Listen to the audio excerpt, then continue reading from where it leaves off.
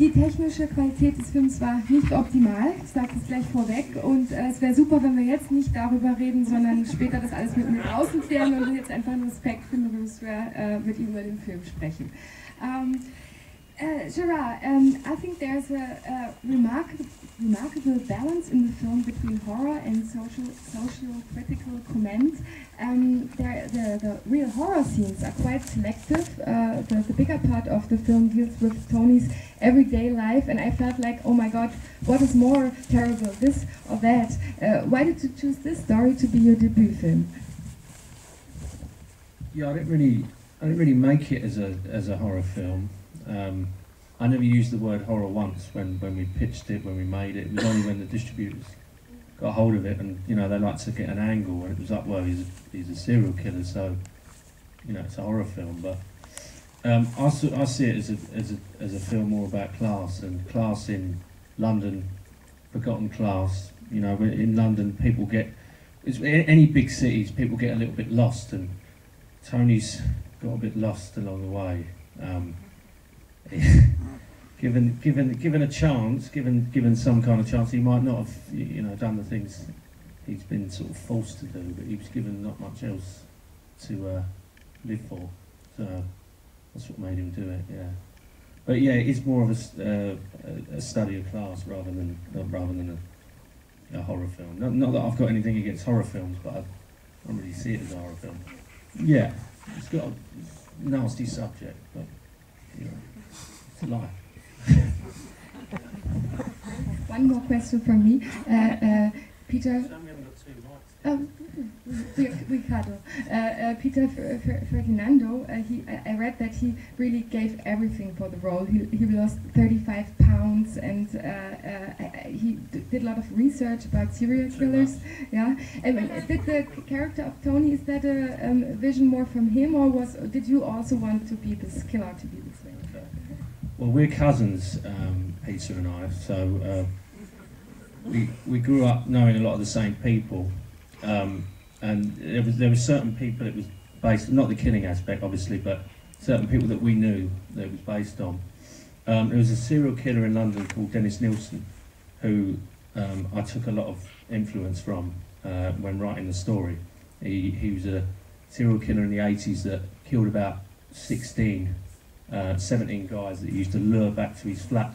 But what I found interesting about him, he killed for company. He didn't want people to leave. You know, he just wanted them back there. And when they were going to go, he didn't want them. So he, you know, he suffocated them or put them in the bath, and drowned them. But Tony was the look of Nilsen, but he was a completely different character. Someone that we both knew, we took elements from, and various other people. Peter moved into that. We had that flat for the duration of the shoot. We had it for about a month. Peter moved in there, stayed there overnight, you know, watched those films, just familiarised himself with all the surroundings. He used to make his little food and make his something to eat. We'd say goodnight to him at the end of the day, and he'd let us in the morning in his dressing gown, with his box of tissues next to his bed. He had to go to Thailand for a few months to recuperate and put on the weight again, because he's, yeah. It's the thing with, it gets, I don't like this, the method thing of actors becoming who they are, but Peter would be Peter, but it was easier for him to be as Tony, so you could talk to him as Peter, but his voice would be Tony, and obviously he lost the weight, and, you know, so he was in there the whole time. He was in that space, and it was interesting as well because we were a guerrilla sort of crew. There was a minimal crew. We used to follow him around, and the people that didn't know we were filming, obviously he got a lot of abuse from people in the street, you know, with his dirty little fingernails and, you know, hanging around looking a bit pervy. And it's incredible how people were so intolerant of someone like that. Understandable, really, but you know, you don't know. Yeah, he didn't bath, he stunk.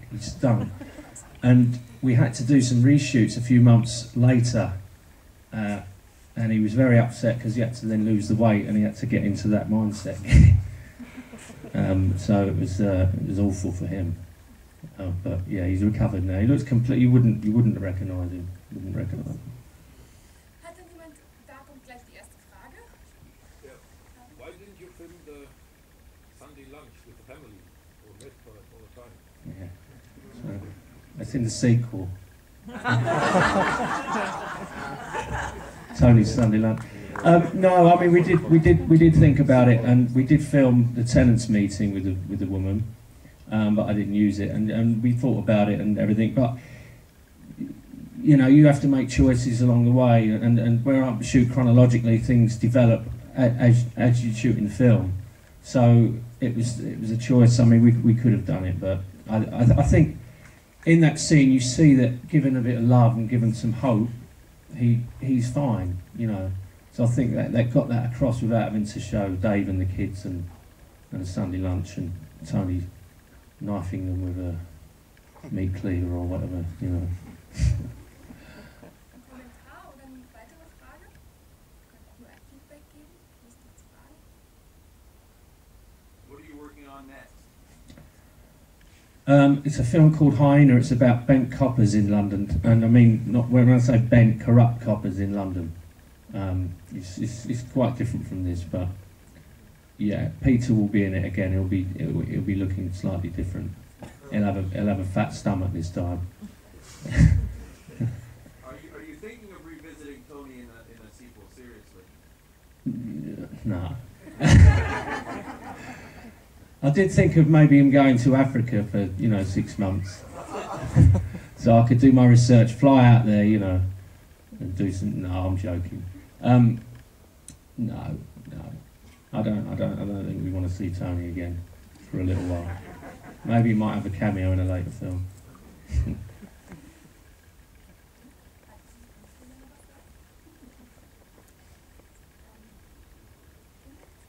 Yeah. Because there was one thing, because right now the British film is has so often these really depressing notes in it. Yeah, we have like just in this year's program we have Harry Brown and Schenk, and we had Eden Lake, of course, and stuff. Do you think something? Don't say anything. That was our okay. No, but is that like why is this wave coming from UK? Is it really? I mean, sometimes I get scared to fly to London. No. Yeah, exactly. Have you been to the UK? It's depressing. it just breeds that kind of filmmaking. No, I mean I don't. See, that's the thing. I mean, I come from the area where Tony was filmed in. All those streets were streets I grew up on, and I as much as, yeah, it's depressing in parts. I mean, I don't necessarily think that is a depressing film, deliberately depressing. It's that environment, and to make it about that environment, you have to be in that environment. But I think there is hope in Tony. I think it's quite an uplifting film if you look at it. I mean, he's off, he's happy, he's in the West End, and that last sequence is actually saying, well, actually, London is beautiful, because it's quite claustrophobic as we go along. It's quite in that estate and all the rooms, it's very claustrophobic. But at the end, it's I think London, looks quite beautiful when he's walking around at the end. I like to do my bit for the London Tourist Board anyway. They pay me quite handsomely.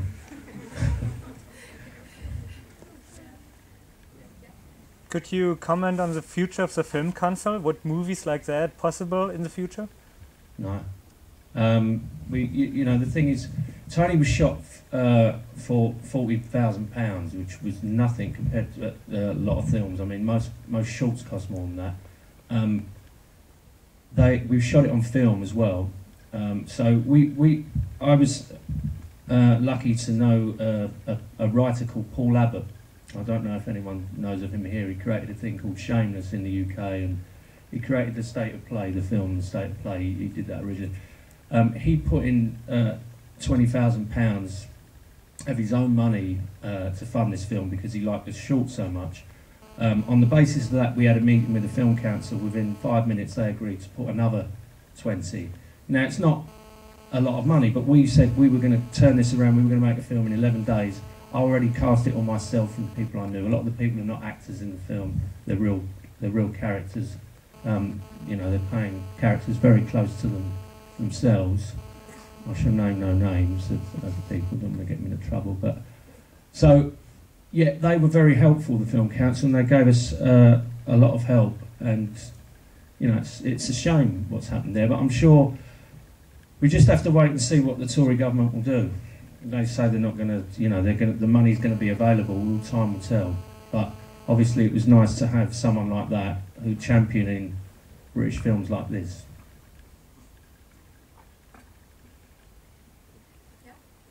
How do you explain that the drug guy could escape from Tony Hilfiger of the police? Is that you don't care about, or? Yeah, you know, he wouldn't go to the police. He'd want to forget. Why would he want to? The police are not his friend at all. He would have no, you know, and maybe even when he came round, he'd probably think, you know, did it happen? Did it not happen? But there'd be no reason for him to run to the police, and that's why Tony just lets him go. He knows that. He knows that. He knows he would have. The last thing that guy would do is go to the police. And he liked him anyway. He had a soft spot for him. He let him go.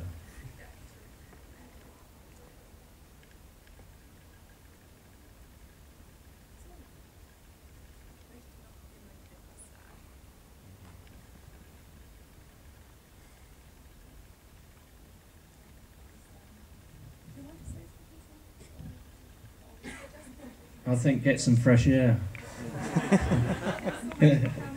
Thank you. Thank you.